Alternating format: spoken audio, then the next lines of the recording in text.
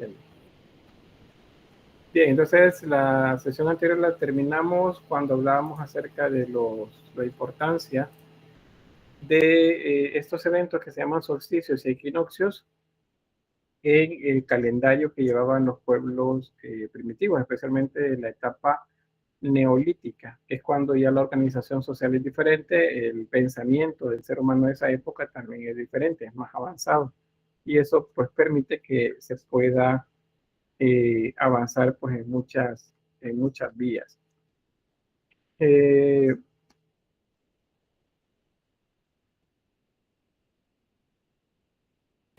Entonces, el asunto es que hay que manejarlo, ¿verdad? Como les mencionaba. Ahora bien, el que nos viene dentro de poco es este equinoccio de primavera para el hemisferio norte. Eso es el próximo día viernes, 21 de marzo. Vamos a avanzar entonces acá. Y ahora vamos con otro tipo de construcción. En este caso se llama dolmen. Ese es el nombre, dolmen. Los dolmen son igual construcciones megalíticas, solo que en este caso están construidas a partir de piedras instaladas de forma vertical con una piedra horizontal encima. Pueden ser trilitos o pueden ser tetralitos. En este caso es un tetralito. Tetra significa 4 y litos significa piedra. Entonces son 4 piedras. Son términos técnicos, ¿verdad? Porque ¿por qué no decir 4 piedras? Pues los términos se dicen en latín y es tetralito. Ese sería el caso. O un trilito que, como les mencionaba, lleva 3. Hay otros son más complejos. Otro aspecto importante de esto, al menos de la construcción, es que originalmente pues no se ven como lo estamos viendo en la imagen, sino que estaban cubiertos por tierra, por un montículo. Y había un pequeño corredor que es el que daba entrada hacia la parte central, donde estaba ubicada la tumba. Estos lugares pues son para personas importantes, no es para cualquiera. La mayoría de digamos, la persona común en la comunidad de ese momento, pues era enterrada en agujeros, en lo que le llaman hipogeos o pozos. Ahí se colocaban, también se amarraban en posición fetal, por ejemplo, y se metían con piedras, por ejemplo, adentro de los pantanos o en las laderas de los ríos. Ahí es donde se les colocaba para que volvieran, se supone, pues a ese lugar de donde provenían. Acuérdense que al nacer un bebé, pues junto con el nacimiento, pues viene agua, que es el líquido amniótico. Ellos veían agua en el nacimiento. Entonces, en su cabeza, en su pensamiento, al morir también se volvía el agua. Entonces, por eso lo hacían de esa manera. Pero otra forma de pensar en volver a ese lugar de donde se vino, de donde se nació, son las cuevas. Porque en las cuevas, acuérdense, les he mencionado que se encuentra agua también. Entonces, para imitar las cuevas, hacían estas construcciones con piedras, luego un corredor que llegaba a este lugar, pues y ahí es donde se depositaban también los difuntos. Pero los más importantes, probablemente chamanes o chamanas, importante, eso es lo que se colocaban acá abajo. Y el nombre pues dolmen. Aquí tenemos una vista como les mencionaba, que era. Vamos que se ve como esto, ese es el corredor que les mencionaba. Vean construcciones de piedras, apilamientos de piedras, las piedras monolíticas para el dintel de la puerta. Y luego, vemos, esa parte es esta, de acá. Aquí. Entonces se entraba por un corredor que tenía varios espacios dependiendo también de qué tan grande era, y luego estaban las piedras acomodadas con una losa o una piedra más grande en la parte superior. Y bueno, luego se rellenaba con piedra y tierra para generar esto que se denomina montículo. Era una manera de imitar las cuevas. Y acuérdense, esos son monumentos funerarios. Y tenemos vestigios de cómo están en la actualidad. Si los vemos así en el campo, en la actualidad, pues hay que pensar que así los hicieron desde el inicio. sino que estaban hechos de esta forma. Pero con la erosión de la lluvia, del viento, y a lo mejor la intervención pues, también del ser humano, pues esto se fue quedando limpio, sin la tierra, y ahora se observan de esta manera. Entonces, ahora la pregunta es, ¿cómo hacían para elevar piedras de gran tamaño y colocarlas pues, encima de otras? Ese es un trilito, estas son 3 piedras. Esta tiene un poco más de piedras, es como compuesta, le llaman a eso. Tiene muchas más. Muchas de las piedras eran tomadas tal cual las encontraban en la naturaleza, al menos en las primeras neumáticos que se han encontrado son así, pero a la medida que el tiempo iba pasando, pues ya los comenzaban a tallar hasta hacerlos pues ya más, que se vieran como más artificiales, ya no solamente de la naturaleza. Ahí está.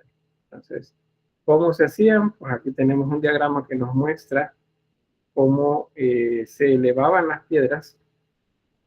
Fíjense que eso que están haciendo ellos, perdón, que es elevarlas a fuerza de tracción humana, es decir, jalando la piedra, deslizando, luego elevando y colocando cuñas en la parte inferior, luego haciendo una rampa con el montículo mismo que se iba a hacer y luego se deslizaba la piedra hasta colocarla en la parte superior. Y ahí quedaba ya hecho el montículo. Entonces, eran construibles según las posibilidades de invento que tenían en la época de máquina o de tecnología. Máquina, pues la cuerda, las palancas, todas esas son máquinas de primer orden, son las primeras máquinas que existieron, palancas o poleas, por ejemplo, o las cuerdas. Eso es lo primero si hablamos de tecnología aplicada a este tipo de construcciones. Vean que las piedras, lo que observamos solamente es un porcentaje del largo total de las piedras. Entonces, estamos viendo 2 metros, por ejemplo, de altura, significa que la piedra probablemente tiene 4 de altura. Entonces, hay que ponerle atención a eso porque son piedras entonces mucho más grandes de lo que las vemos. De esta manera se conseguía la estabilidad del monumento. ¿Preguntas acá? ¿No? Todo claro, Todo claro, licenciado. Bien, Diana, Mireya. Tengo una consulta. Cabal en esa imagen. Ahí se puede ver cómo estas personas colocaban lo que eran las piedras, pero lo que hay alrededor de las piedras es algún tipo de arena o tierra. Arena y tierra, piedras sueltas también, las que se colocaban alrededor, es como se ve acá. Sí. Esta imagen es básicamente eso, era como rellenar la misma piedra y tierra que había alrededor, la comenzaban a apilar con un ángulo específico para que facilitara el deslizamiento de la roca que iba a servir como para simular un techo. Ok. Nosotros lo vemos así, o como este, porque pues la tierra se erosionó. Sí. Ok, muchas gracias, licenciado. Bueno, ¿alguien más? ¿Alison? Entonces eso quiere decir que las piedras, o sea, para que se permanecieran más fuertes, o sea, lo tuvieron que enterrar demasiado profundo. Sí, tuvieron que hacerlo más profundo. De hecho, por eso no se caen acá. Y claro, ahora en la actualidad hay más cuidado con esto, ¿verdad? Ya no permiten que se siga erosionando los lugares. Entonces no se van a caer ya, al menos mientras los estén cuidando.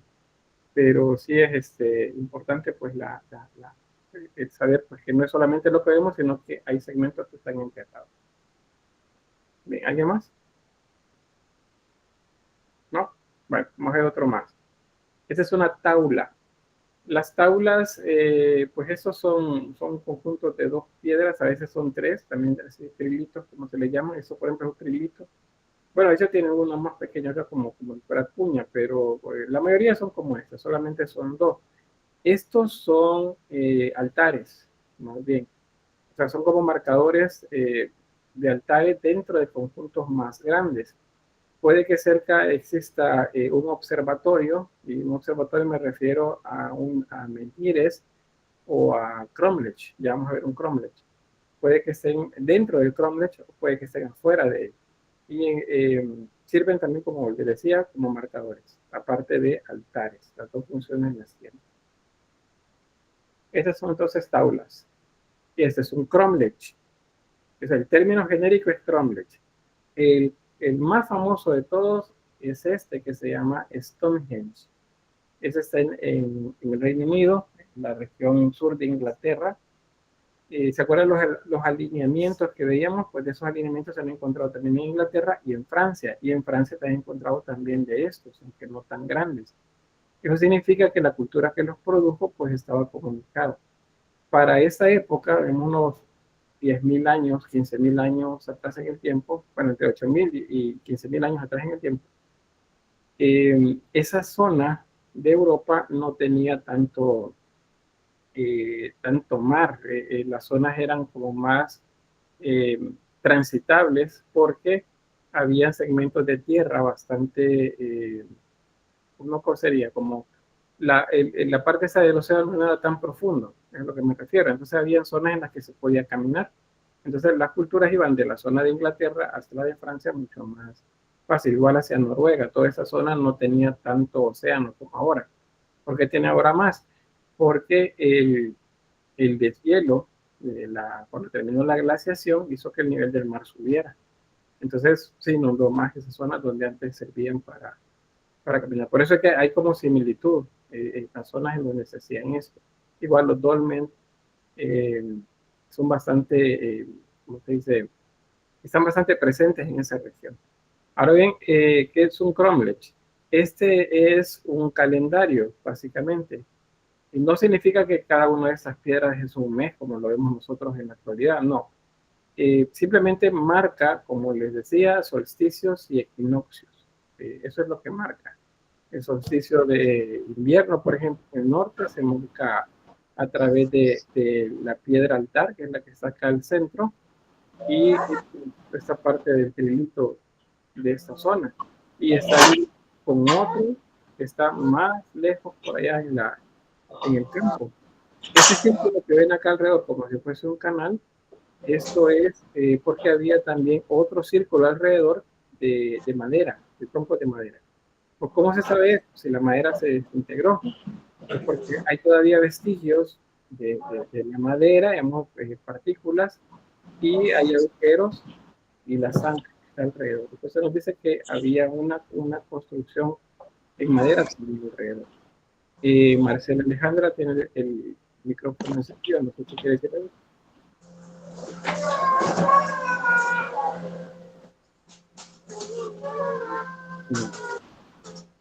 No se preocupe, aquí la silenciamos. Vaya, vamos otro más. Aquí está ese diagrama que les mencionaba. Vean, estas son las piedras que sirven como marcadores y que en la época en la que todo el cromlech estaba completo, la luz pasaba a través de estas dos piedras y se posaba sobre el altar y se veía a través de este trilito de acá, este dolmen. Ahí se veía. Eso sucedía durante el solsticio de invierno. Acuérdense que el solsticio de invierno es la noche más larga del año. Se marca tanto, o puede más bien marcar el amanecer o puede marcar el atardecer, el anochecer, cuando el sol se va ocultando. Cualquiera de los dos segmentos pues son observables. Ahí tienen la orientación. Es noreste la zona donde pues, aparece esta estructura y esta haz de luz. Noreste es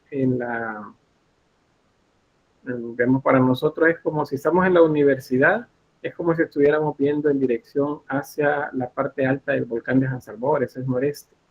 En esa dirección es donde, hacia donde el sol se pone, tengo el cursor, digamos, ahorita, y entonces eso permite ver esa iluminación, ven acá, en Stonehenge. Eso es en el atardecer, es en la puesta del sol. Se ve así como lo estamos observando ahí. En un día normal, pues ustedes no pueden caminar de esta forma alrededor de las estructuras. Hay espacios para que la gente camine. No es permitido acercarse, pero en algunos momentos que se consideran como festividades, algunos lo asocian con culturas que efectivamente existieron, aunque no en la época de la construcción, como los druidas o los celtas, que son etnias que se desarrollaron en esa zona. Entonces, esa es para qué sirven los cromlech. En este caso, Stonehenge, como les decía, pues es un marcador solar, es un calendario.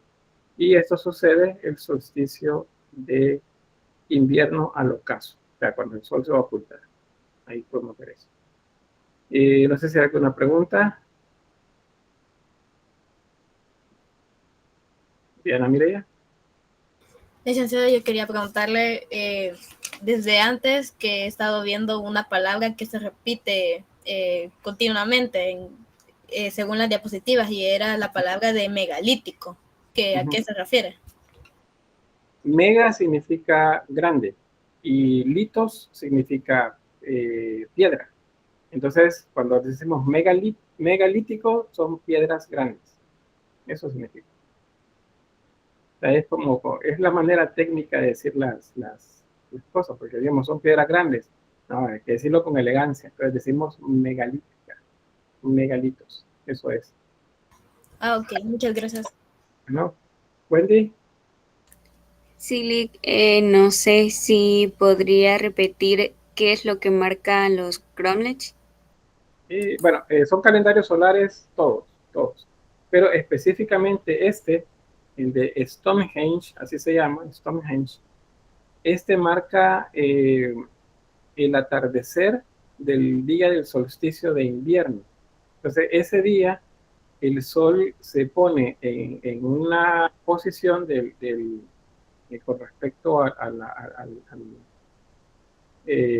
la construcción, de manera que se puede observar a través de estas dos piedras que están a una distancia, que son casi, creo que 2 kilómetros por ahí de distancia, y se posa sobre el altar y se ve a través de estas dos piedras que están aquí. Entonces, si alguien está parado atrás, va a ver cómo el sol se va ocultando, aparece acá arriba, en esta parte de acá, y luego va bajando. Y se posa, digamos así, se posa, entre comillas, encima de la piedra altar y ahí desaparece. Entonces está marcando el solsticio de invierno, al menos al ocaso, cuando comienza la noche más larga del año. Eso es lo que marca por ahí. Wendy. ¿Y eso sucede una vez al año o es por épocas? Bueno, marca especialmente el solsticio, aunque en el solsticio de invierno, aunque en el solsticio de invierno la posición es similar, pero no es igual, varía la posición del sol, pero digamos que el sol está siempre en esa zona para el solsticio de verano, acá. O sea, solamente hay 2 solsticios, es invierno y verano. Igual el sol hay 2 equinoccios, es primavera y otoño. Entonces, el sol, digamos, se mueve, puede mover, el cursor es el sol, imaginemos. Entonces, aquí está en el solsticio de invierno. Entonces, en el solsticio de verano puede que el sol esté por acá. O sea, la alineación entonces se ve desde otro punto de vista y no sobre esta. Entonces, aunque sí se puede ver la luz atravesar la construcción, no se ve igual. O sea, yo creo que estaría más o menos por acá, porque es sureste en ese momento. O suroeste, no, sureste sería acá. Sería la posición en la que el sol estaría saliendo acá y estaría ocultándose más o menos por esta posición de este lado. Entonces, 6 meses después en nuestro calendario, el sol otra vez estaría aquí. Y otra vez se daría ese fenómeno observable desde este punto, que es lo que se ve acá. Es eso que se está viendo ahí. O sea, sucede en nuestro calendario en el 22 de diciembre. Esa es la fecha. En el de ellos, simplemente como no tenían meses, no tenían días, simplemente veían cómo el sol pues se movía en esta dirección, hasta llegar digamos, al límite, que sería en ese momento el solsticio de verano, y luego el sol comienza en sentido contrario a moverse, hasta llegar 6 meses después otra vez acá de nuestro calendario. Si ustedes le ponen atención al ejercicio que les proponía ayer, que vean desde donde estén el amanecer. Yo les decía el amanecer, aunque lo pueden hacer en el atardecer, si es que en la tarde ya están en sus casas, pero el amanecer es como más significativo para la mayor parte de las culturas. Entonces, si ustedes marcan desde la misma posición, digamos, el equinoccio que viene, que es marzo, después el solsticio de verano, el 22 de junio, luego el solsticio el equinoccio de primavera, que es el 22 o 23 de septiembre, y luego van hasta el 22 de diciembre, que es el solsticio. Si marcan eso, ustedes con solo pararse, pues ya saben qué es lo que va a suceder cuando el sol esté en cada posición. Cuando comienza el verano, cuando comienza o la temporada, para nosotros es la temporada lluviosa y temporada seca. No hay las 4 estaciones.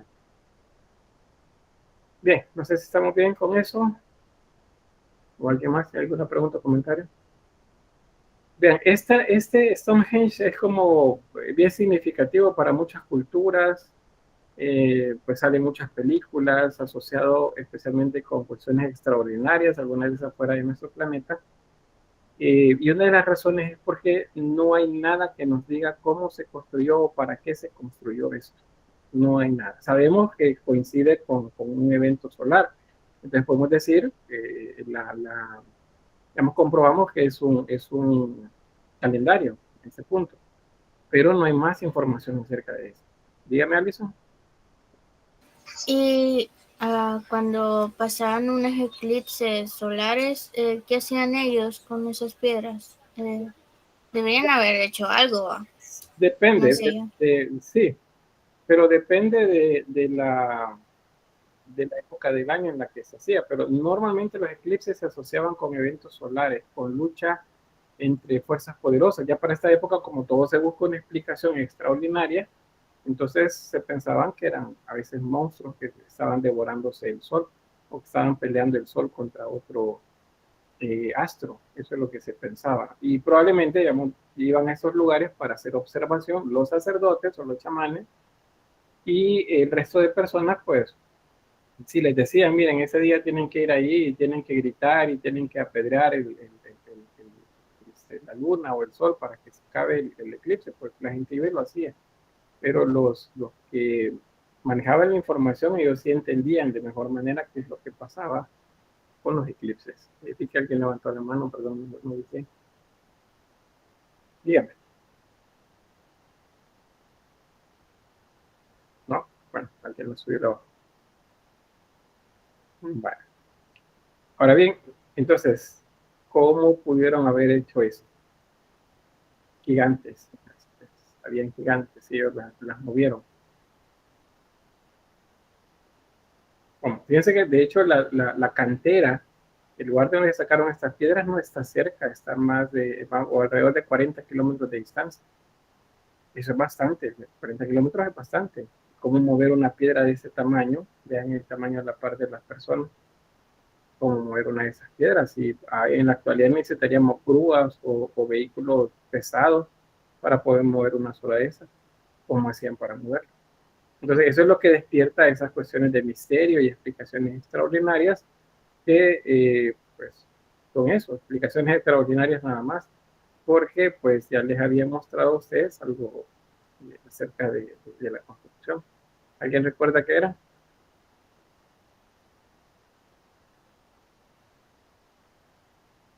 Nadie. La otra semana vamos a comenzar a usar la ruleta para ver sorteados en eso, porque no quieren participar. ¿No? Chat, tampoco. Erika dice las cuerdas, muy bien. Acarreado dice con animales. Sí, es una posibilidad que hubieran utilizado animales también. O fuerza humana, como dice, ¿sí? La fuerza humana. Fíjense que la fuerza humana y las máquinas de primer orden, estamos hablando de poleas, palancas, todos esos son algunos que se usaron. ¿Sí, Daniela? Me imagino como ¿cómo explicarlo? El grupito de personas como lo hacían, por ejemplo, con ¿cómo se llaman? El Moai, en la isla de Pascua, de una manera similar. Es como un grupito de personas con unas cuerdas y van ahí empujando. Muy bien. O empujando o jalando, ¿verdad? El asunto es como están pesados, que necesita algo para deslizarse. Entonces, eso es lo que los únicos hacían, como las movía. Pero lo cierto es que hay una cantidad bastante grande de explicaciones que pueden aplicarse. Estas son inferencias, o sea, es como las suposiciones que se hacen a partir de los ejemplos que se tienen en otros lugares, porque eso es realizable. Hay universidades que han hecho ejercicios como estos para mover piedras de gran tamaño y resulta que las mueven con facilidad. Vean, aquí lo que están utilizando son rampas hechas con troncos, luego la palanca, luego se apuntalaba, esto es apuntalar, se llama cuando se colocan cuñas, y luego se jalaba o se tiraba del otro lado. Entonces ya se ponían en pie los monolitos que están en vertical. Y luego para los que están en horizontal, pues hay varias posibilidades. Esta es una, el haber hecho plataformas en las cuales las piedras iban subiendo poco a poco, o sea, igual, fracción humana, poleas, cuerdas, palancas, y esas iban elevando poco a poco hasta llegar a la parte alta, y entonces ya ahí solo se deslizaban y se hacían caer en estas cosas que se ven acá. Si se fijan, tiene como unas puntas. Eso es porque utilizaban un sistema que se llama machimbrado. Es algo que se utiliza todavía en madera. Y es que hay una pieza que tiene una parte que es saliente. Pongo mi mano acá en este momento, una parte que tiene una saliente.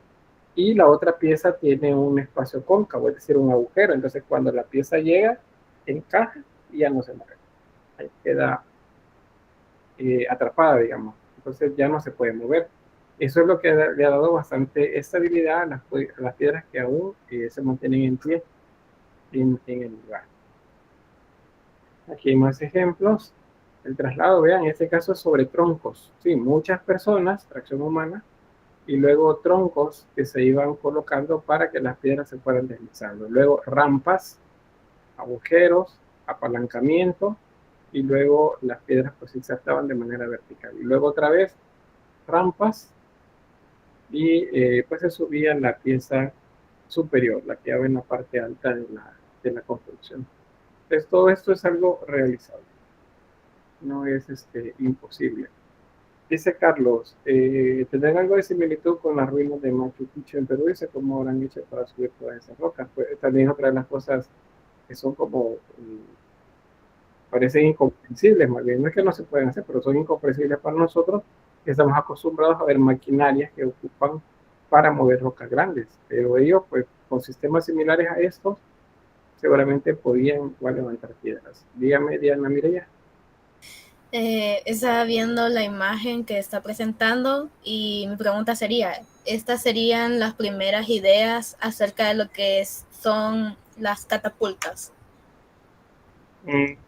Creo que con el tiempo, el mismo principio de apalancamiento fue el que se utilizó para las catapultas, pero cuando hablamos ya de catapultas, estamos hablando ya de civilizaciones todavía más adelante que estas, ya no estas. Estas, ahorita solamente el sistema de pesos, contrapesos, cuerdas, cuñas, poleas, todo eso es lo que se ha utilizado para la construcción de los megalitos. Pero es probable que bueno, no es probable, de hecho, los principios se utilizaron ya aplicados a armas más adelante. ¿Bien, alguien más? Wendy. Según lo que se ve en las imágenes, algo que posiblemente les pudo haber ayudado bastante es que se ve que eran personas bastante unidas. Sí. Y les unía digamos, como la voluntad de obedecer también a los líderes. El líder les decía, miren, vamos a hacer esto porque pues hay que medir el tiempo. y hay que tener alegres a los dioses, seguramente le decían. Entonces ellos pues lo hacían, había que hacerlo, y todos trabajaban en función de eso, porque como les digo, las canteras están lejos, y eso es lo que hace que piensen, bueno, ¿cómo hicieron para llevarlas? Probablemente tardaron muchos años en construirlo, y luego la civilización que lo hizo desapareció, muy similar a lo que vemos en la isla de Pascua, con los Moai que mencionaba. La población colapsó al final, y los últimos pues se fueron, y la mayoría pues murió en el lugar, especialmente porque se acabaron con los bosques, y los bosques eran los que pues mantenían fauna y alguna flora que les era indispensable para la sobrevivencia. Una vez se acabó el bosque, pues comenzó a fallar todo lo demás. Entonces, eso también es una variable que se puede aplicar a esto. Pudo haber sucedido que la población al final colapsó. Se fueron y pues dejaron nada más ahí la incógnita de quién construyó eso. Bien, ¿preguntas? Todo claro, Lick. Muy bien, vamos a avanzar. Todo claro, licenciado. Vean, estos son símbolos que tienen que ver con la fertilidad. Acuérdense que las cuevas son un símbolo de fertilidad porque en ellas se encontraban agua, nacimientos de agua o, digamos, agua emposada, porque las cuevas normalmente las hacían las corrientes internas. Entonces, vean, en este caso, esta es una intervención en un abrigo rocoso. La piedra fue tallada, o sea, es decir, que aquí le cortaron algunas partes para darle forma y que pareciera pues el órgano genital femenino. Y luego, si alguien entraba para algún ritual acá, igual en un solsticio, en un equinoccio o algún otro momento en particular dentro del calendario que ellos llevaban, entonces si entraban y volteaban hacia la salida, entonces lo que veían era eso. Y eso es una representación de un falo, es decir, el órgano sexual masculino. Entonces, si vemos desde afuera, el órgano sexual femenino, y si vemos desde adentro, es el masculino. Entonces, esto es un símbolo de fertilidad. Es una cueva, de hecho, se consideran sagradas por eso mismo, porque pues se refieren a la divinidad. Esta está en Nenkovo, en Kurzhal. Esto es Bulgaria, el lugar donde se encuentra.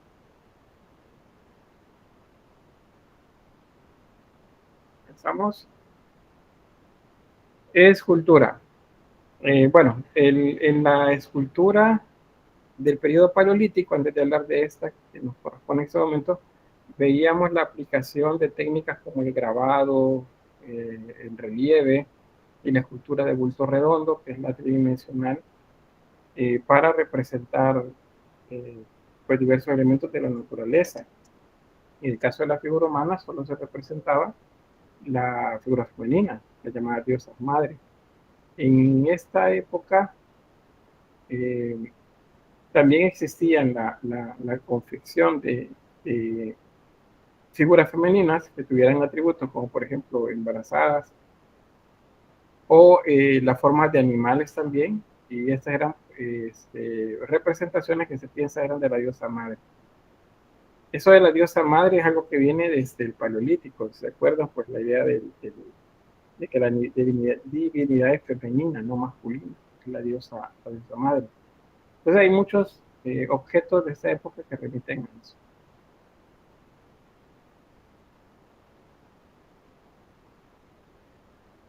Hay varios ejemplos. Fíjense que a eso le llaman oculados, lo cual quiere decir que tiene ojos, tiene forma de ojos. Esos ojos imitan a los de un búho. Desde pues, de épocas antiguas, los búhos se han considerado seres sagrados, igual las serpientes. Si yo les digo ahorita, bueno, ¿qué representa una serpiente? ¿Qué me dirían en la actualidad? Un ser de mal. Muy bien. Un animal mortal. Un animal mortal. ¿Qué más? La tentación.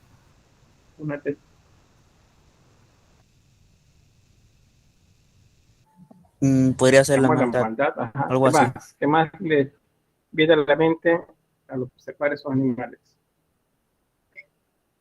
Personas de mala influencia. Mala influencia, pero aquí dice, bueno, Kelly, antes de leer ahí en el chat. ¿Sí? Pues no sé, personas que aparentan ser buenas y no lo son. Puede ser una opción, sí. Veneno, dicen, bueno, ahí conté veneno, demonio, avaricia, rituales, veneno, personas que tiran veneno, que chambrosa, ¿qué más? Marcela. Prejuicios sobre malas intenciones o actos a futuros. Muy bien, doble cara, ese hipocresía. Todo eso se le viene a la mente cuando observan qué animal.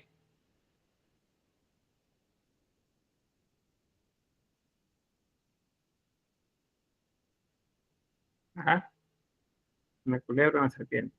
Marcela. A la serpiente. Muy bien, gracias. Fíjense que, bueno, acá no hay serpientes. Y si le dijera el búho, ya le puedo decir algo de la serpiente. Pero en el caso de los búhos, ¿qué se le viene a la mente? Sabiduría. Sabiduría. Muy bien, sabiduría. Sabiduría el búho, dice. Y si Como le dijera vigilante. Ajá, conocimiento, voluntad. conocimiento y voluntad. Y si fuera un animal con cuernos, Se representaría como ira o fuerza. Ajá, como lo están diciendo ahí. ira, fuerza, dice Carlos y Kevin también. Pues vaya, Determinación. perdón, no entendí. Determinación. Determinación, muy bien. Creo que para algunas brujas son como algo maligno y poderoso, dice Basenón. Fíjense que todo eso que ustedes me han dicho es actualmente, pero en las culturas antiguas eso nada que ver. Una serpiente, por ejemplo, es símbolo de vida, es símbolo de fertilidad, es símbolo de agua. Algo con cuernos en esta época es símbolo de vida, es símbolo de agua, es símbolo de fertilidad. Los búhos son símbolo de sabiduría, símbolo de fuerza también y un símbolo de la noche. Entonces, bueno, ahí dice, Olinda dice terquedad y Aida dice con cuernos, el lenguaje popular es infidelidad también. Pero eso es en la actualidad, entonces esa es otra de las cosas que acuérdense que nos lo da el contexto. Ayer vimos la parte del contexto con 2 videos y el contexto pues el que nos dice cómo se ha creído que estos animales o seres se han tomado antes digamos, de la época en la que se está en la actualidad. Bueno, de esos tres que hemos visto, los cuernos y la serpiente son muy importantes para las primeras culturas que pasan después del Neolítico, porque tienen que ver con la agricultura y tienen que ver con el agua, con los ríos. Ustedes se paran en una zona alta y ven un río hacia abajo, ¿no les parece una culebra? ¿O cómo se mueve? En medio de los cerros, en medio de las zonas boscosas. Entonces, el agua es símbolo de la serpiente. Bueno, vamos a avanzar. Aquí porque les mencionaba que vimos por acá, hay figuras masculina y femenina también aquí. Estas son figuras antropomorfas, hay otros que son zoomórficas y los llamados oculados, que son estos que llevan ojos. Ahí tenemos ya la vista de los objetos propiamente. Vean representaciones femeninas, representaciones masculinas también, búhos.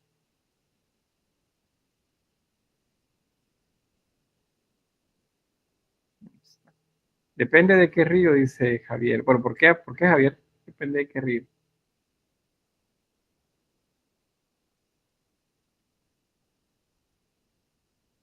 No, bueno, ya nos va a decir. Yo le decía porque la analogía que se hace, la analogía es una comparación.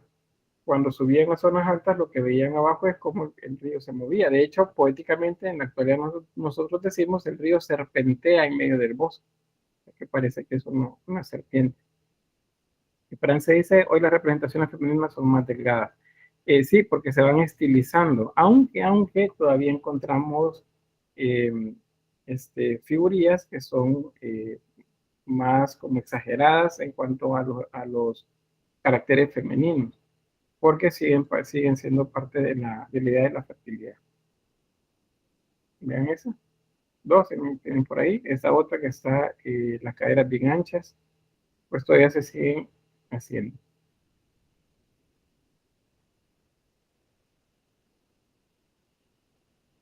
Vamos a ver. Otras más, miren. Estas son representaciones masculinas. Vean la parte de la cara. Bien sencilla la manera como la realizaban. En este caso es una figura muy compleja. Es una mujer. Tiene atavíos simbólicos que son estas como diademas sobre la cabeza. Estas como diademas de los hombros. Y luego marcado el abdomen. Prominentes los senos y unos como estos leones en los lados. Y pues para esta época se comenzaban a usar y de hecho la idea del león se va a volver muy generalizada en otras culturas también, porque el león representa la fuerza, representa el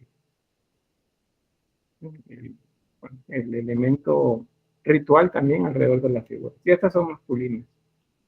No lo repito. Bueno, comenzamos. Una más, esta fue encontrada en un hipogeo. Hipogeos son como tumbas subterráneas. Esa es la manera como la podemos entender, tumbas subterráneas.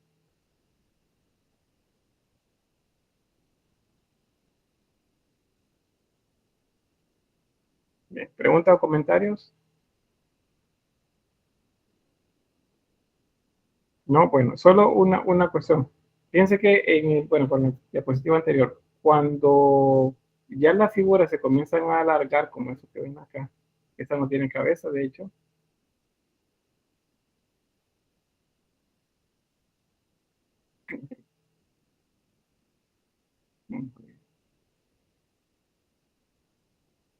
Vale.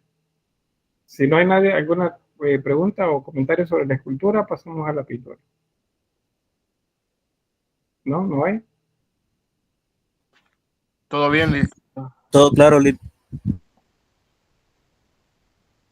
Muy bien. Ahora la pintura. Resulta que la pintura es de carácter naturalista, o sea, inicialmente pues es una copia de lo que estaba afuera, pero no es como la norma como antes. Eso depende de las interpretaciones propias que tienen los ¿cómo se llama? Los que la realizaban. Las representaciones, pues así como muy exactas como la vemos en la naturaleza, llenas de detalle, pues no están presentes acá. Acá encontramos más bien signos ideográficos, por ejemplo, ¿cómo se llama esto? Los bisontes, los caballos, los hacen como más estilizados. Vamos a ver algunos ejemplos por ahí. Acá, vean, eso es estilizamiento, esa es la palabra, estilizamiento. La figura humana aparece en la pintura, eso no sucedía en el periodo paleolítico, es una manera de diferenciarlo. Dígame una diferencia entre paleolítico y neolítico. Pueden citarme en la pintura, puesto que en el neolítico sí hay figura humana, en el paleolítico no. Si se fijan, las formas que representan según lo que ustedes piensan, a partir de la imagen que ven.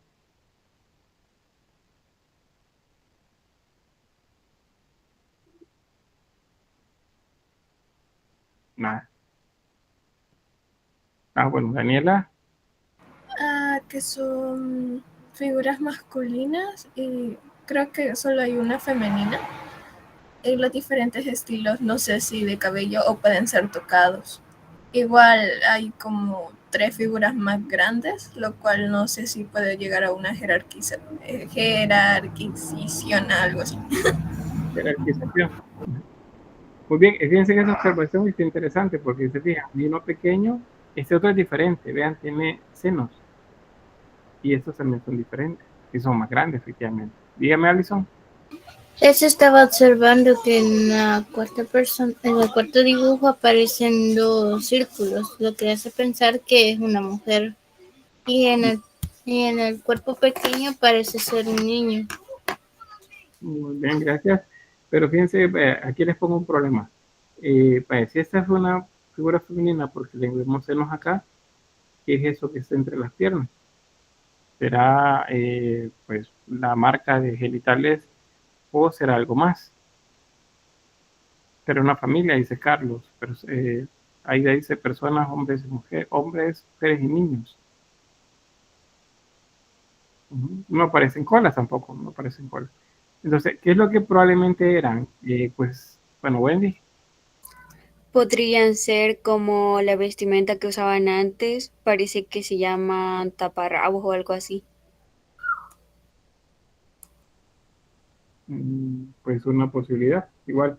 De hecho, el que tenga estas cosas sobre las cabezas nos dicen que son chamanes o chamanas. Por acá. Que tenga eso significa que tienen un traje o algo puesto de la cintura hacia abajo. Entonces, no necesariamente es como lo primero que se nos viene a la mente. Vean este otro, figura humana, y luego, pues, estos animales alrededor. Estos parecen emus o avestruces también. Y acá vemos un ser humano.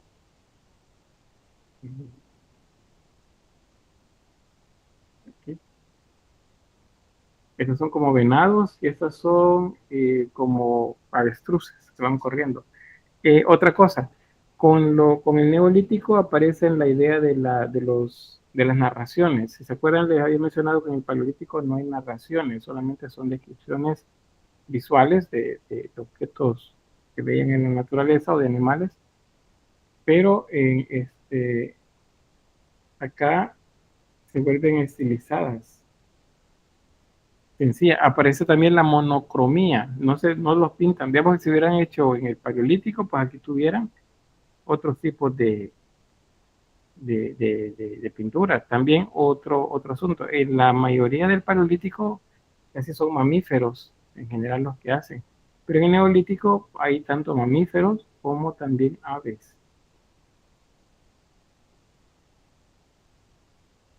Y así. Bueno, vamos a avanzar. Características, bueno, ya les había mencionado algunas, no me voy a tener mucho aquí en la diapositiva, pero pues lo importante es que se comienzan a generar símbolos. En algunos casos también parecieran cosas que son más ornamentales, entonces uno dice, bueno, ¿es ornamental o es ritual? Y pues ya comienzan a aparecer lo que se llaman como ornamentos, o sea, no pintaban las cuevas todavía como para hacer un mural, siempre eran segmentados, pero ya pensaban, aún haciéndolos pequeños, ya pensaban más en algo que les sirviera a alguien más. Probablemente sí iban como apareciendo muchos de los objetos cotidianos que conocemos ahora. Vean esta. ¿Quién me dice qué es lo que observa ahí a nivel de descripción? ¿Sí, Daniela?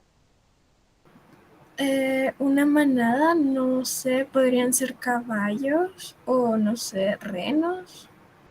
Solo que, una manada van corriendo en diferentes direcciones y se notan las mismas figuras, solo más suave, con una pigmentación más débil y las manos. Algo, un ritual. Muy bien, gracias. Quiero ver. Luis Alberto y Carlos Arnoldo. Pues la verdad, así como miro ahorita, son como, así como dijo mi compañera, pues unas marcas de mano, creo que de cazador o algo así. Eso entiendo yo. Y no sé, veas lo que pienso yo. O también puede ser como una familia, ya que se ve como que hay una mano pequeña y otra que es la mano grande. Muy bien, gracias. Es cierto, esta es más pequeña que esta. ¿Qué más? ¿Qué sigue en la lista? Carlos y luego Sara Fabián. Sería una manada, ya sea de ciervos o antílopes, corriendo en diferentes direcciones. Ujú. Y la mano simboliza la familia que sueña con casarlo. Ah, podría ser, muy bien. ¿Y esto que aparece por acá abajo? Podría ser algún símbolo, un ritual para los dioses. Ujú. O los símbolos, hay un término cuando hablamos de símbolos que no entendemos.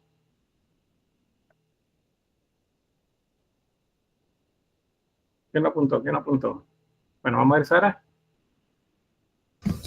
El símbolo yo creo que representa, bueno, podría simbolizar el sol, los ciclos de la naturaleza o así algún significado espiritual.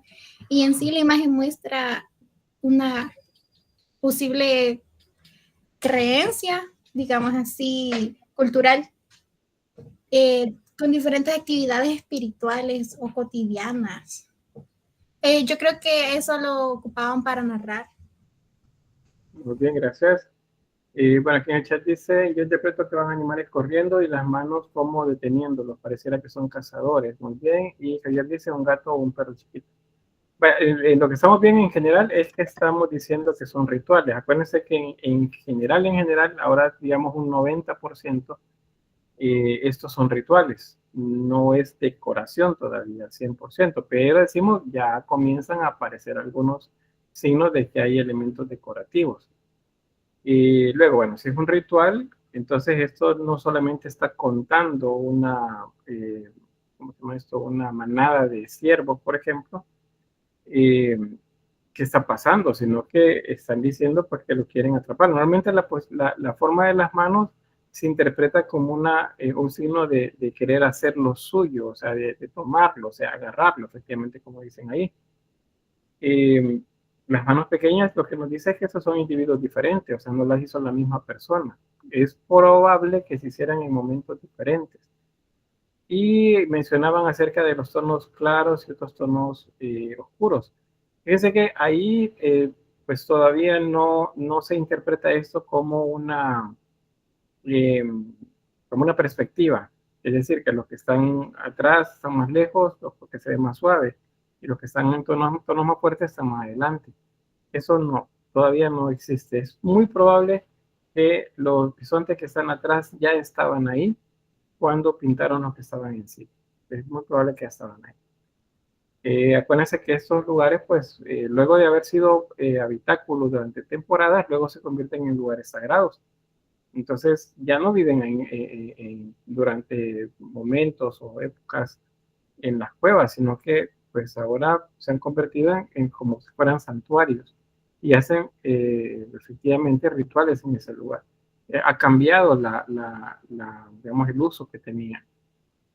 Luego quiero ver qué más. Bueno, Javier dice un gato chiquito, dice. Acá, pues, parecer un felino, sí, parecer un felino acá. Luego, Kevin dice es un símbolo ideomórfico, correcto, ese es el término para eso que está acá. Kevin dice eso. Esperanza dice ese símbolo se mira que está apuntando a su presa, dice que la figura que está a la par de ella tiene el mismo color. Bueno, pareciera que es esto. Fíjense que podría ser también un pequeño estanque. O sea, eso puede simbolizar agua o puede simbolizar un sol. Realmente no lo sabemos. Por eso es que lo definimos en términos generales como formas abstractas y geomórficas, ¿sí? Los dos términos. Quiero ver si no hay más en el chat. No, vamos bien. Bueno, avanzamos. Y bueno, eso ya se los expliqué, no me voy a tener en la diapositiva, vamos a pasar a la siguiente, pero eso es lo que, pues, la figura humana ahora sí aparece, tanto masculina como femenina. Los temas también se vuelven variados porque han cambiado la fauna, flora nueva también. Y otro punto, si se acuerdan, en el paleolítico, y esto es importante para que no se confundan, en el paleolítico si veíamos una cabra, un caballo, un bisonte o cualquier otro animal, veíamos volumen. Y aparte del volumen, veíamos que estaban representados con los colores más naturalistas posibles. Ahora no, ahora son monocromáticos. O sea, un color me sirve para representarlas a todas. Y hay cambios nada más en la mano, que es lo que les decía de la posición negativo o en positivo de las manos. Ese es positivo y esto es negativo. Bueno, vamos a otra imagen. Bueno, el término. Aquí está la imagen. Bien, ¿qué observan a nivel de descripción y qué piensan que es?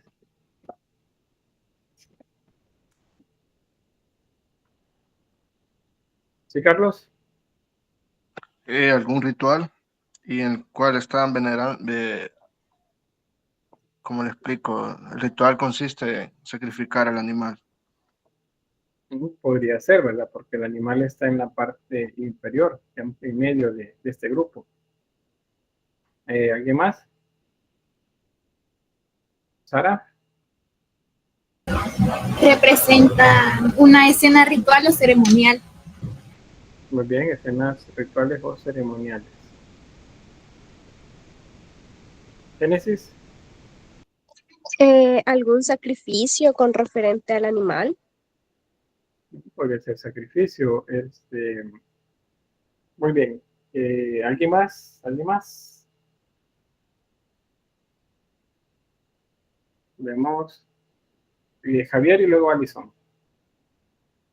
Capaz es un ritual para los dos animales que van a ser sacrificados, o podrían estar dándole gracias a los animales por su vida porque se los van a comer o algo parecido. Podría ser. Alison. Yo en mi sinceridad veo bastantes mujeres. ¿Por qué no salen varones o simplemente es así? No, hay también representaciones masculinas y femeninas. De hecho, en esta hay bastantes mujeres, pero hay un hombre representado. ¿Sí, Carlos? No sé, ¿verdad? En mi perspectiva también puede ser que por lo que se ve dentro del animalito quizás está dando a luz. Bueno, podría ser, ¿verdad? Que tiene algo dentro de su cuerpo. Aunque también podría ser como que está abierto. En eso tiene sentido lo del sacrificio, ¿verdad? Bueno, lo de las figuras que les decía, bueno, la mayoría son figuras femeninas. ¿Por qué sabemos eso? Tienen los senos descubiertos. Tienen faldas. Las faldas no es solamente que la usan las mujeres, también la usan los hombres que representan.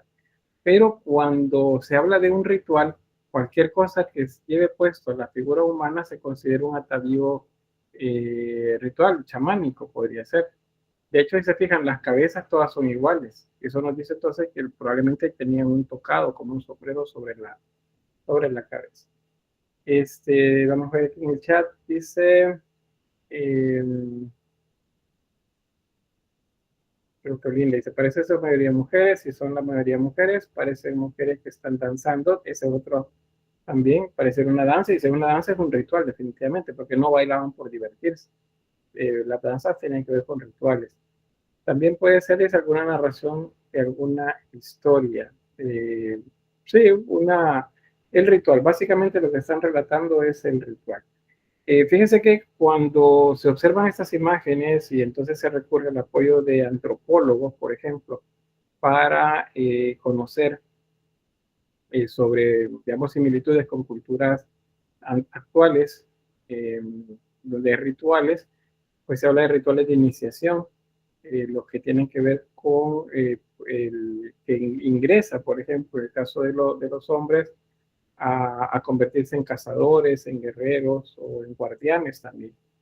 Entonces es probable que eso tenga que ver un tanto con esto.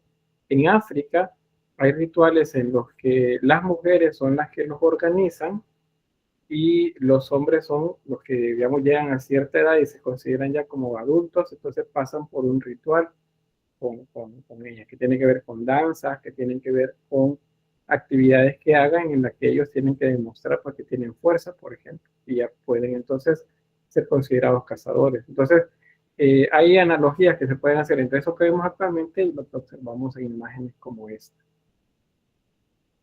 Veamos qué más, pues por acá. Javier dice, la figura masculina deja a los animales que ha cazado y él va con su pareja. Los animales son ocupados para el ritual o ser comidos. Sí, puede ser también. ¿Y Luis Alberto? Sí, yo también iba a hablar sobre respecto sobre esa pintura. Y es que en las sociedades depredadoras del periodo mesolítico, los hombres se ocupaban principalmente de la caza y las mujeres en la recolección. Por este motivo, en el desarrollo de la agricultura, los historiadores otorgan como un papel protagonista al sexo femenino. En este caso aquí, en las pinturas ve como mujeres. Ujú. Muy bien, ahí hay un dato también sobre el argumento o la narrativa antes era que las mujeres eran las que se ocupaban de la recolección y del almacenamiento, y el caso de los hombres de la cacería. Pero fíjense que en los últimos 20 años más o menos, pues eso se pone un tanto en duda y se piensa más bien que la mujer tenía también el protagonismo en las cacerías, no solamente en lo de las casas, aunque es un argumento que se ha usado durante mucho tiempo, eso, por cierto. Y que bueno, en algunos lugares sí sucede así. Tribus africanas, como decía, en la zona de Oceanía, en Sudamérica, pues así funciona. Y pues podemos decir, bueno, entonces así era en aquel momento. Pero lo que sucede es que se han encontrado enterramientos del periodo neolítico, en este caso, bueno, llamamos mesolítico neolítico, en los que las mujeres están enterradas con herramientas o con objetos que normalmente los usan los guerreros, los cazadores. Cualquiera pensaría solo son hombres. Entonces es probable que no, que habían hombres y mujeres. Voy a pasar a la siguiente, esta está interesante. Fíjense que Tassili bueno, esta imagen de acá es Tassili, esta es de Valtorta, esto es en España. Vamos con la de España primero. Esta de acá. Las narraciones, ahora ya no son las imágenes de los animales que se siguen de manera individual. Ahora estos corresponden a una sola escena. Y en esa escena se están enfrentando los animales a los cazadores. Acá, y entonces uno ve a los cazadores y todos en apariencia son hombres, ¿verdad? Que no tienen marcados senos. Entonces, esas son las ideas que hicieron generalizada la opinión de muchos que pues solo los hombres cazaban. Pero en la práctica, la realidad nos va diciendo, por la luz de la información actual, que era tenía un porcentaje también las mujeres de participación en las cacerías. Bien, eso es en España. Y ahora esta es Tassili. Eso lo que está representando son cazadores. Tassili es una región en el norte de la África, del norte de África, lo que actualmente conocemos como desierto del Sahara. Pueden ver ahí que hay toros, pues hay ganado vacuno, toros, vacas. Acá. La representación de cuernos también. Y luego cazadores. Van corriendo, llevan arcos, llevan flechas, en medio de todo. Es decir, están cazando animales de rebaños que probablemente encontraban en las praderas. Dice como praderas en el desierto del Sahara. Sí, hace pues unos 20.000 años el clima era diferente en todas partes del mundo y la zona norte de África tenía bosques, pero en esos 20.000 años para acá lo que sucedió se llama desertificación, o sea, se volvió desértico todo. En la actualidad, creo que a finales del año pasado, encontraron, o más bien se dieron fenómenos en el desierto que llovió bastante, un par de días, y otros en los que cayó nieve. ¿Cómo puede caer nieve y llover en el desierto? Pues son cosas que sí suceden. Lo que pasa es que tenemos la idea de que en los desiertos no llueve, ni hace frío. Pero en el desierto ustedes se pueden morir de calor en el día y se pueden morir de frío en la noche. Tiene ambas temperaturas. Y en ciertos momentos la temperatura baja de cero. Es donde cae el agua, el rocío que cae, se convierte en hielo y es lo que hace que se vea como que es nieve. Algunas zonas creo que sí reportaron nevadas, probablemente nevadas, pero la mayoría es hielo que se congela sobre la superficie. Entonces, esto sirve como un testimonio para decirnos que en el norte de África en cierto momento hubieron pastizales también y hubieron rebaños que se llevaban o animales que se cazaban, se atrapaban para ser domesticados también. En el chat dice, a ver, ¿Dónde estaba? ¿Dónde estaba? Creo que me quedo pendiente a Daniela, ¿verdad? O Marcela. Bueno, me voy a leer de Marcela. Dice, puede ser que esté presentando la figura masculina, ya que están, ellas están con los animales y en esa época se ofrecían a las mujeres como un símbolo. Dice, bueno. Daniela, quizás por un efecto nostálgico, dice, pero solo recuerdo una de las escenas de la era de hielo. Sí, fíjese que ya que mencionan la era de hielo, pues la era de hielo, aunque es una película para entretenernos, pues, dirigida para un público infantil, pues presenta elementos de esta época, de la época de las glaciaciones, donde está terminando la glaciación y está pasando a ese cambio que veíamos desde el Mesolítico en adelante.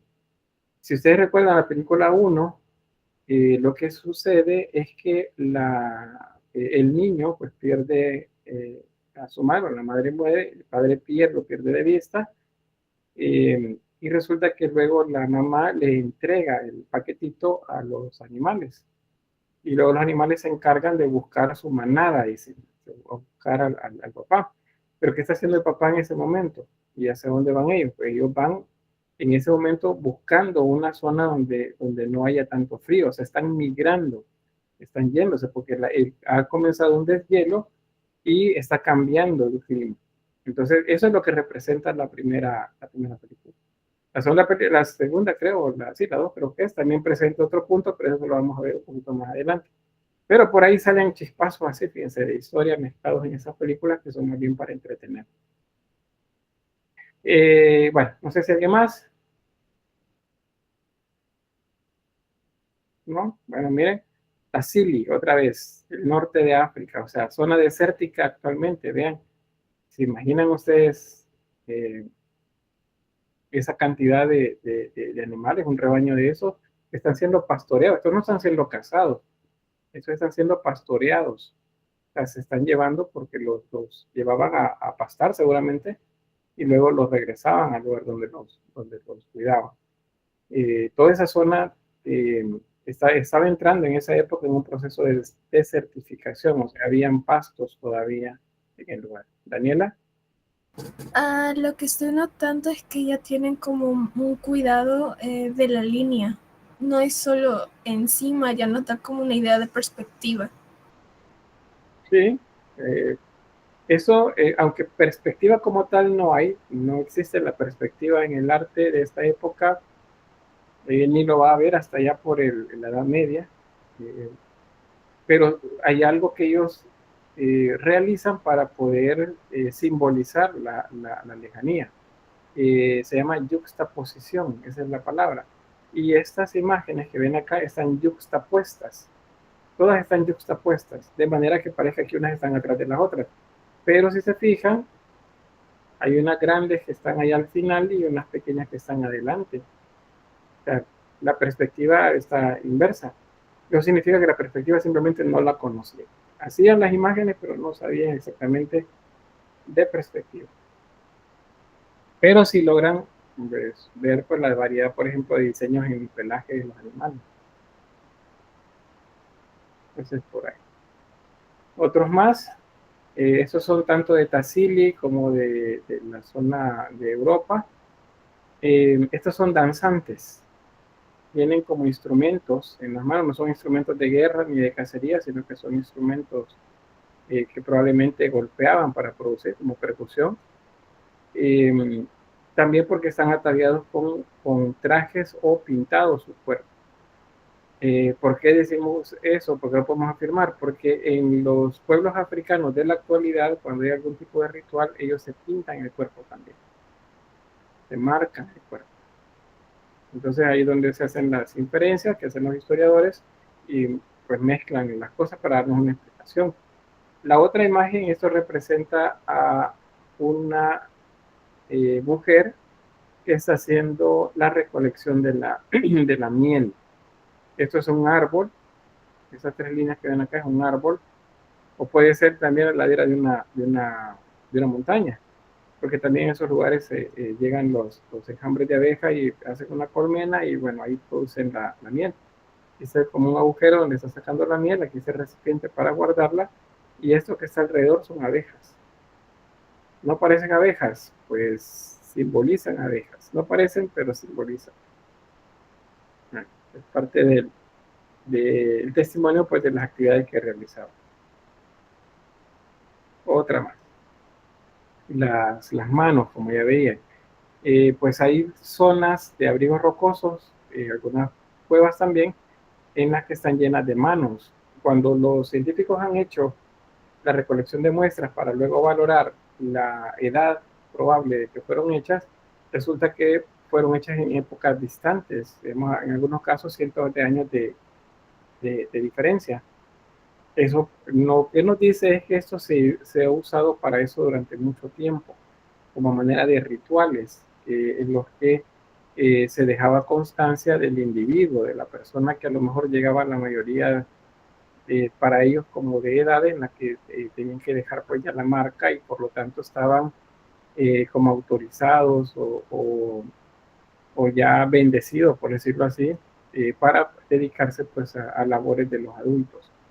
Igual como mencionaban en una película, bueno, vamos a ver qué nos dice Aida antes. Aida Elena. Perdón, no había conectado el micrófono. Mi duda es con qué tipo de tinta pintaban. Bueno, los pigmentos.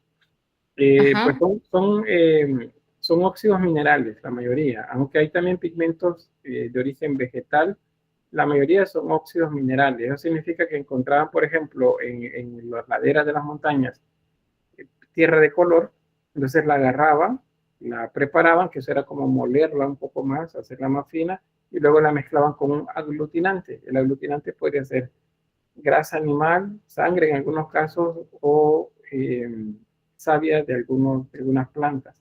Y ahí tenían la pasta con la que trabajaban. Tal vez no se alcanza a ver bien, pero algunas de estas fueron hechas con una técnica que se llama estarcido. Esta, por ejemplo, de acá, es estarcido. ¿Qué es el estarcido? Bueno, esta también es estarcido. Esta también es de acá. ¿Qué es lo que hacían? Bueno, primero pintaban la mano, la ponían sobre la superficie y la mano la dejaban puesta ahí. Además, la mano se la habían pintado de blanco y la ponían en la pared. Y luego, con un tubo lleno de pintura, se lo ponían en la boca y soplaban fuertemente, de manera que saliera como un spray.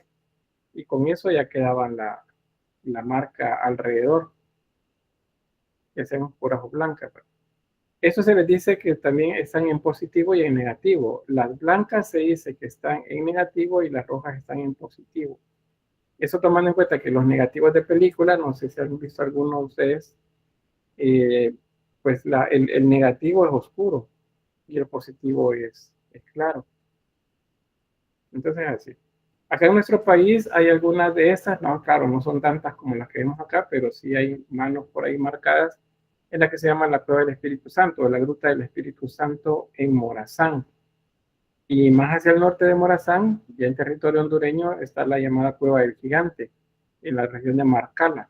Ahí también hay manos puestas en las paredes del abrigo rocoso, y pues eso significa pues que a nivel mundial estaba la idea de utilizar las manos también para mostrar algo, tanto como cuando veíamos los animales y encima la mano puesta, como era ahora yo lo agarro, o sea, yo lo hago mío, también las manos puestas como si fuera un ritual. Hace un momento les iba a decir, leí la palabra a alguien, que hay una película también de un dinosaurio, se me olvida el nombre de la película, pero un dinosaurio verde, que ellos también hacían marcas, dice ahí, según la narración de la película, hacían marcas en una construcción que tenían en el lugar donde habitaban, para marcar que ya estaba el hijo, digamos, de la familia, ya era adulto, ya había llegado el momento en el que tenía que colaborar con el grupo. Entonces eso puede suceder. Hay lugares en diferentes partes del mundo en donde hay abrigos rocosos que se consideran lugares sagrados, en donde se hace el ritual de colocar la mano, la marca. Creo que hay también Tierra de Osos, que es otra película de Disney, también presenta algo similar, colocar una marca en una cueva o abrigo rocoso. Bien, son teorías, como les digo, no hay al 100% pues todavía certeza de qué es lo que pasaba con ellas. El gran dinosaurio, sí, un gran dinosaurio creo que se llama, gracias Kelly. Tierra de osos, dice también Daniela, hacen las marcas de las manos cuando los hombres llegan a la adultez. ¿Sí? O sea, son rituales que en la actualidad existen y eso es lo que nos lleva a pensar entonces que en esta época se hacían también. Bueno, vamos a avanzar. Las pinturas esquemáticas, las que son más abstractas, aquí es donde las cosas se ponen interesantes. ¿Qué será eso que está ahí? Los Cruz, dice Javier, esa no la he visto a detalle, he visto un par de escenas, no sé si hace un ritual similar, pero probablemente. Y aquí, ¿qué estamos viendo? ¿Qué parece? ¿Qué les parece? Extraterrestre, dice Giorgio, History Channel. Vamos con Javier primero. Pueden ser personas, algunas parecen como plantas y hay otras que parecen como aves. Muy bien, algunas parecen plantas, otras parecen aves. Muy bien. ¿Qué dice Alberto? Sí, también así como mi compañero dijo, que se ven como que son unas personas y a la par como unas plantas y aves también. O también podría ser una civilización también, aunque no sé cómo por la figura. Muy bien.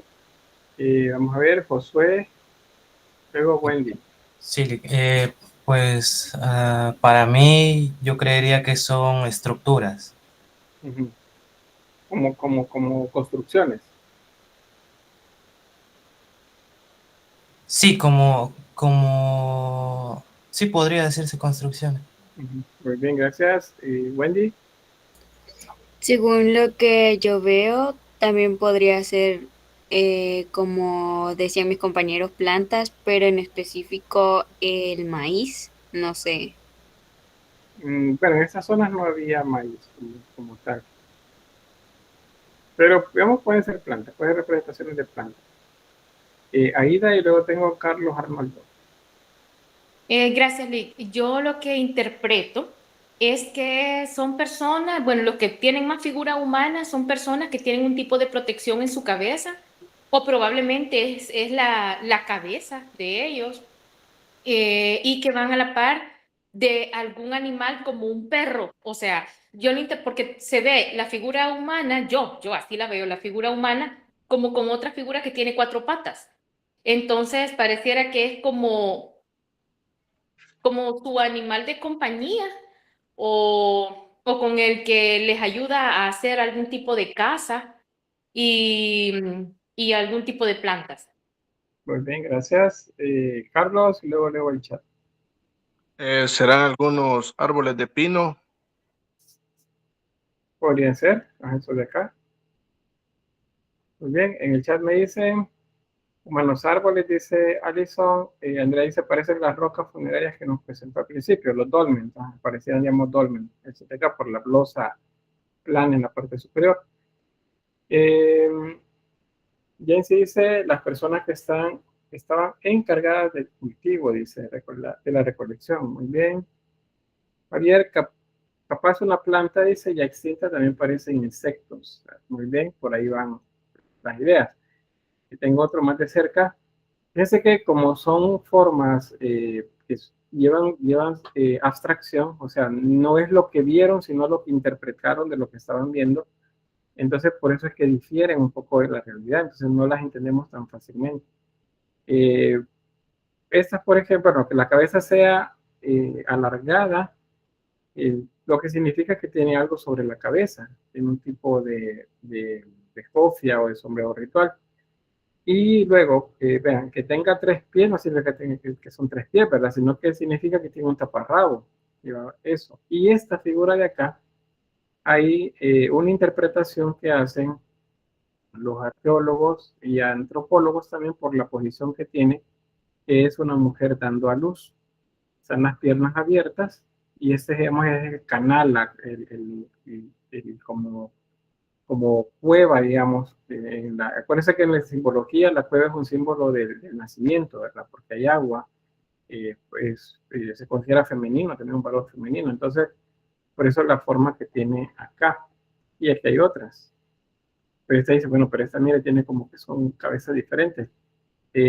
Pues sí, la idea es que es difícil realmente saber qué es lo que ellos quisieron representar al 100%. Todas son interpretaciones, todas pues son válidas porque no tenemos una respuesta concreta. Si ustedes a la hora de hacer la valoración teórica en un examen y les aparece esta imagen, pues ustedes hagan una interpretación de lo que ven apegada a los símbolos que hemos estado viendo. Ya si me dicen que son extraterrestres, ahí sí ya la respuesta está al 100% mala. Pero si hacen una interpretación y hablamos de las cosas que me están diciendo, pues entonces yo entiendo que empezamos por la misma vía, porque corresponde a los temas que se trataban en el periodo neolítico. A ver, Javier dice capaz, bueno, sí, ya lo habíamos leído. Creo que son ahí con la cantidad de lo que han mencionado. Vamos a ver otros más. Estos son símbolos de la fertilidad y específicamente son genitales femeninos. Esto que se ve acá. Igual esta de aquí. Son genitales femeninos. ¿Y qué simbolizan? Pues fertilidad, es el nacimiento, es agua, es vida para ellos. Acuérdense, la idea de la divinidad femenina asociada a la capacidad que tiene la mujer para dar a luz, para traer un nuevo ser a la vida, pues eso es lo que lo asocia con la fertilidad en esta época. Y bien, el último de los subtemas acá es la cerámica. Si recuerdan, en el paleolítico no vimos cerámica, y es porque no hay vestigios arriba de 35.000 años para atrás, no encontramos nada de cerámica. Sí hay trabajo con barro, eso sí, relieves. Por ejemplo, los dos bisontes, si recuerdan que pues, hay huellas de donde tomaron el barro y lo fueron a trabajar en un nivel un poco más alto de la cueva, pero ese barro no se coccionó nunca, sino que está crudo, entonces nunca dejó de ser barro, no es cerámica. La cerámica es lo que se produce cuando al barro se le aplica calor. Es un proceso de transformación físico y químico que tiene la materia. Si el barro no se quema, entonces no deja de ser barro. Pero si se quema, entonces pasa a ser cerámica. Ahora, ¿cómo pudo haber sucedido esto? Pues primero, ¿qué es lo que se ha encontrado que nos da la idea del objeto, de los primeros objetos? Voy a regresar luego a esta diapositiva. Voy a mostrarles el objeto primero. Es esto. Son cestas hechas de mimbre o algún tipo de planta que estaban pues tejidos, muy bien tejidos, pero en la parte de adentro estaban cubiertas de lodo. Era como si habían preparado, barro y luego le habían hecho una capa en la parte interna. Cuando le ponen barro y de esa manera sellan, digamos así, el objeto, están creando un cuenco para guardar algo. Si, por ejemplo, era trigo y la pieza de fibra natural, al echar el trigo ahí, el trigo se caía, entonces pues a alguien se le ocurrió colocarle barro adentro, pero barro crudo, y luego dejar nada más que se seque. Y ya seco le pudieron echar cosas dentro y no se salían. Entonces se piensa que esos objetos como el que ven acá quedó cerca de una fogata, o ya sea que cayó accidentalmente o que la pusieron y que accidentalmente igual agarró fuego el material natural, la hoja con la que hacen eso, la fibra con la que hacen eso, y luego por el mismo proceso de cocción con temperatura, entonces se quemó el barro y entonces dejó un cuenco hecho. Y ahí, a prueba y error seguramente, o sea, equivocándose algunas veces, acertando en otras, lograron controlar el fenómeno, hasta que comenzaron ya a construir elementos como dice por acá, ya formas, con algunas con superficies lisas u onduladas, y que llevan, por cierto, decoración. Cuando hablamos de decoración, significa que ya hay un componente estético en la obra.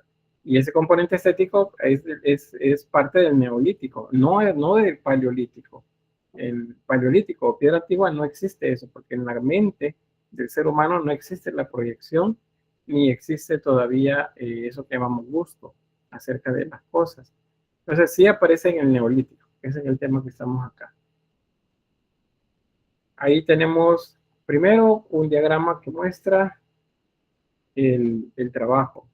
Esto que ven colocando como churros o algo así sobre uno sobre otro, eso se llama técnica de construcción por rollos. Eso es rollo. Así se hacen los rollos y luego los rollos se van pegando. Luego se alisa en la parte externa e interna para uniformar toda la pieza y entonces ya se comienza a decorar como lo ven acá. Esta es decoración geométrica. Y como lo quemaban, pues una vez las piezas estaban secas, las colocaban dentro de un agujero que habían recubierto con piedras y luego le cubrían con madera. En algunos casos ponían tierra también y le prendían fuego. Al día siguiente abrían, ya estaba más fresco todo, ya no estaba caliente, y entonces encontraban que las piezas, pues en algunos casos se habían movido, se habían quebrado, en otras se habían deformado, pero muchas salían bien. Y entonces, ¿qué es lo que salió bien de esta? ¿Qué salió malo de la otra? Y así van depurando técnicamente. Igual la forma de los hornos. Hasta que luego, pues tenemos una variedad grande de piezas de esta época que se hacían en barro. Estos son los llamados campaniformes. Porque si los giramos, ponemos otra vez, parecen campanas. Entonces, eso es lo que tenemos. Y luego lo de la decoración que les mencionaba.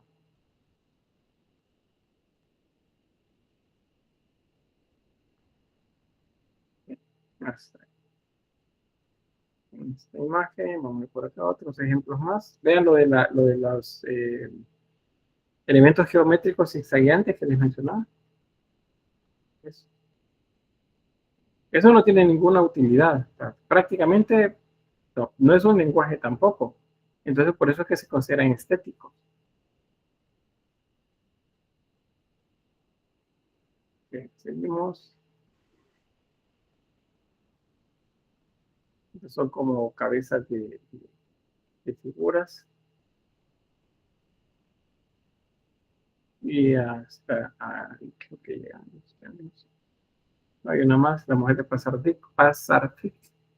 Esta es una representación femenina también. Están asociados a las diosas que representan la maternidad y la fertilidad. Vean, este es neolítico tardío, es decir, la última etapa del neolítico. 4.000 años antes de Cristo, o antes de nuestra era. 4.000 años a 8.000 años se considera un periodo de transición entre la edad de piedra, última etapa neolítico, y la llamada edad de los metales. Dígame, Basti.